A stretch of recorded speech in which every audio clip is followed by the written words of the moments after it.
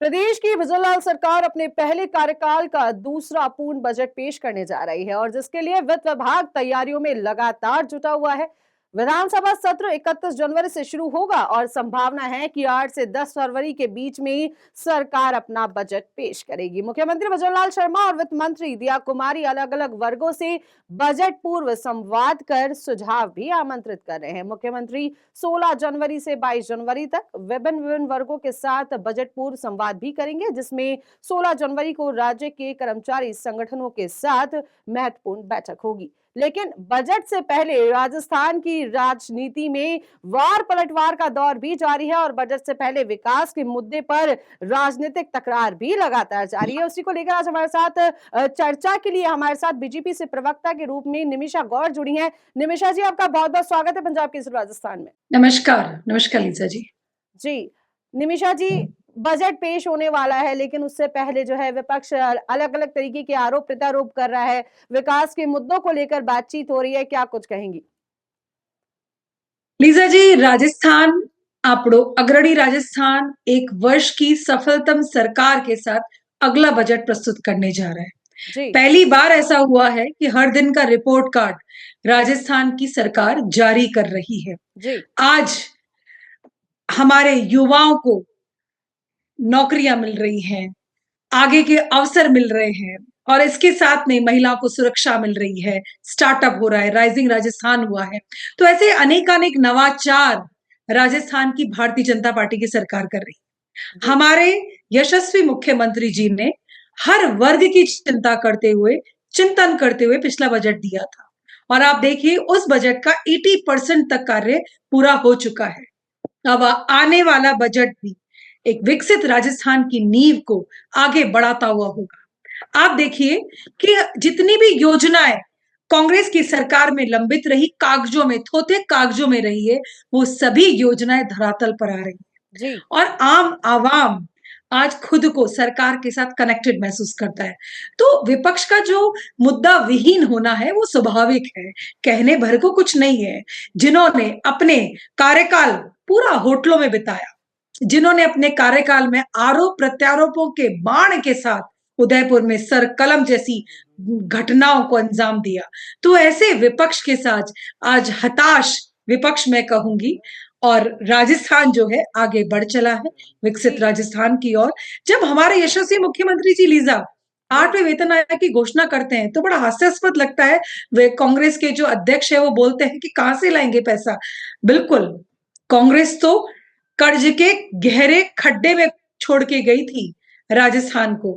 आज राइजिंग राजस्थान, विकसित राजस्थान केंद्र सरकार के सहयोग से, सभी के सामंजस्य से आगे बढ़ने लगा है। तो लीजा जी, मैं यही कहूंगी कि हम सबको मिलकर एक विकसित राजस्थान का संकल्प जो 2047 हमारे मुख्यमंत्री जी ने लिया है, हम सभी को साथ चल के उसको पूरा करना चाहिए, ना कि विपक्ष के जो बेतुके बयान हैं उन जी उन पर कोई विचार करना चाहिए। जी। लेकिन आपने बात करी निमिषा जी, आप बात कर रही हैं राइजिंग राजस्थान की। चलिए दो मुद्दों पर बात करेंगे। राइजिंग राजस्थान की आपने बात की, लेकिन विपक्ष तो लगातार ये कह रहा है राइजिंग राजस्थान हुआ, उसको लेकर पर्दे लगाकर जो है जयपुर शहर को ढक दिया गया ताकि जयपुर शहर की जो गंदगी है और जो कच्ची बस्तियां हैं, जिस तरीके से लोग जिस रहन सहन से रह रहे हैं और जिन समस्याओं के बीच रह रहे हैं, उनको छिपाने का काम बीजेपी सरकार ने किया है।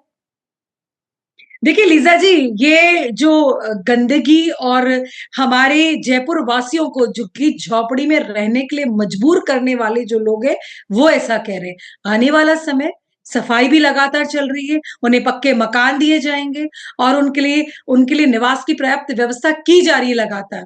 और हमारे विदेशों से आए मेहमानों ने सराहा राजस्थान को।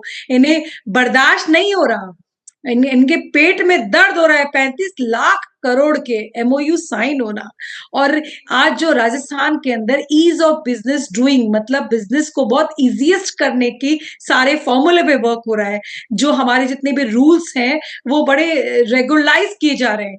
तो आज हर क्षेत्र में शिक्षा, कृषि, जो रोजगार, इन सभी पर लगातार सरकार काम कर रही है।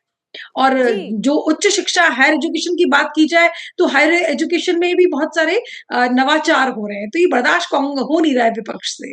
लेकिन वो ये कह रहे हैं, लगातार विपक्ष लगातार आरोप लगा रहा है कि जो कांग्रेस की जो योजनाएं थी, बीजेपी सरकार को उन्हीं योजनाओं को लागू रखना पड़ेगा, उन्हीं योजनाओं को चलाना पड़ेगा, क्योंकि बीजेपी के पास तो कोई ठोस नीति नहीं है। ऐसा पूर्व जो सीएम है अशोक गहलोत, उन्होंने अपना स्टेटमेंट देते हुए कहा था कि बीजेपी के पास कोई ठोस नीति नहीं है जिसपे बीजेपी काम कर सके। लीजा जी, भारतीय जनता पार्टी का घोषणा पत्र, संकल्प पत्र 2023 पढ़ लें। तो हमने कहा था कि कभी भी बदले की राजनीति नहीं होती है, विकास की राजनीति करिए, आइए हमारे साथ चलिए। लेकिन कांग्रेस जो है, कांग्रेस बदले की राजनीति करती है। जितनी भी योजनाएं जिनसे हमारा आम वर्ग, राजस्थान का आम जो वर्ग है लाभान्वित हो रहा था, उन्हें लगातार जारी रखेंगे। मैंने कहा ना, जो कागजी थोथे कागजों में थी, उन योजनाओं के धरातल पर लाने का कार्य भारतीय जनता पार्टी की सरकार कर रही है। बेरोजगारी भत्ते का झूठा वादा इन्होंने किया, नौकरियों का झूठा वादा इन्होंने किया, 70 लाख से ज्यादा युवाओं के भविष्य के साथ खिलवाड़ करने वाली कांग्रेस की सरकार के मसीहा गहलोत साहब को ऐसे स्टेटमेंट सूट नहीं करते हैं। और अब राजस्थान की जनता भी उनको गंभीरता से नहीं लेती है। उनका समय था, तब वो होटलों में कैद थे, आरोप प्रत्यारोप लगा रहे थे, जी अपनी सरकार की बैसाखी को डूबने से अपनी सरकार की बैसाखी को चलाते रहे, आलाकमान को नकारते रहे, मंत्रिमंडल को धमकाते रहे। तो कांग्रेस की सरकार ने तो कुछ किया ही नहीं है। चलिए, आपने एमओयूज की बात की और आप बात कर रही हैं विकास के मुद्दों की, लेकिन लगातार इस तरीके की बातें सामने आ रही हैं। लगातार फिर मैं वापस आरोपों पर वापस आ जाती हूँ। जो आरोप लग रहे हैं, इस तरीके की बातें आ रही हैं कि बीजेपी सरकार केवल जनता का ध्यान भटकाने का काम कर रही है। एमओयू केवल एक खोखला दिखावा है। एमओयू साइन तो हुए हैं, लेकिन वो धरातल पर कब उतरेंगे, इसको लेकर अभी भी एक प्रश्न चिन्ह अभी तक जो है विपक्ष ने लगा रखा है कि जो जनता को वादे किए जा रहे हैं वो वास्तविकता में धरातल पर उतरेंगे भी या नहीं, या केवल केवल बातें ही रह जाएंगी जो चुनावी समय के समय हुई थी। लीजा जी, सर्वप्रथम तो आप ये देखिए, राइजिंग राजस्थान सरकार के गठन होने के उसी वर्ष हुआ है। अब तक क्या होता है, कांग्रेस की सरकार अंतिम वर्ष में करवाती थी, चुनावी वर्ष में करवाती थी। जी आज राजस्थान के अंदर भाजपा की सरकार में, सरकार के आते ही राइजिंग राजस्थान हुआ, एमओयू साइन हुए। जो थोथे कागजों तक रखते थे वैसा नहीं है, अब उनको धरातल पे चरितार्थ किया जा रहा है। जितने भी लोगों ने एमओयू साइन किए उनको बहुत ही सुगम तरीके से जमीनों का आवंटन भी किया जा रहा है।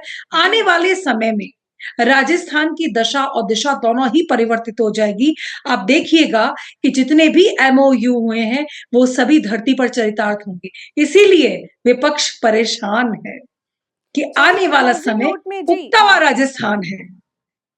जी निमिषा जी, क्लोजिंग नोट में अपनी बात रखिएगा। जैसा कि हमारा जो आज का जो टॉपिक भी रहा है कि बजट से पहले राजनीति जो है लगातार बरकरार है, उसको लेकर लगातार राजनीति हो रही है, बजट पेश होने वाला है, क्या कुछ कहेंगी?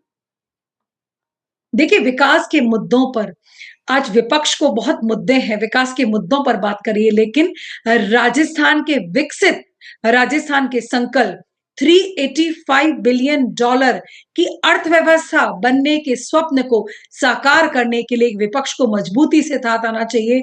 राजनीति के बहुत मुद्दे हैं, आप आरोप प्रत्यारोप लगाइए, लेकिन राजस्थान के विकास के साथ कोई खिलवाड़ मत होने दीजिए।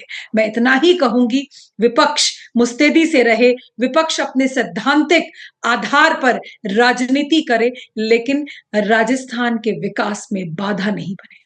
चलिए, बहुत बहुत शुक्रिया निमिषा गौड़ जी हमारे साथ जुड़ी हुई थी आज की इस चर्चा में। जैसा कि राजस्थान में बजट को लेकर लगातार चर्चा जारी है, बजट में क्या कुछ पेश होगा इसको लेकर हर किसी को इंतजार है। लेकिन देखिए, अभी क्या कुछ पेश होगा उससे पहले लगातार संवाद भी किए जा रहे हैं। मुख्यमंत्री भजनलाल जो है लगातार बैठकें ले रहे हैं, जनता के बीच रहकर उनसे बातचीत करने की कोशिश कर रहे हैं और जनता की जो समस्या है उनके समाधान पर भी चर्चा की जा रही है, बड़े मुद्दों के समाधान पर चर्चा की जा रही है। लेकिन बजट में क्या कुछ पेश होगा, और लेकिन उससे पहले जो राजनीति जो बरकरार है, वार पलटवार का जो दौर जारी है, उसमें आगे क्या कुछ होगा ये तो आने वाला वक्त ही तय कर पाएगा। तो फिलहाल के लिए मैं लीजा चंदेल अभी लूंगी आपसे इजाजत, फिर होगी मुलाकात पंजाब केसरी राजस्थान में। तब तक के लिए नमस्कार। मेरे पिताजी ने ना ये शेयर्स में भी इन्वेस्टमेंट किया। पीएसएस को फोन लगाओ। पीएसएस? ये आपके फिजिकल शेयर्स को डिजिटल करते हैं। PSS physical share solution. जैसा नाम वैसा काम।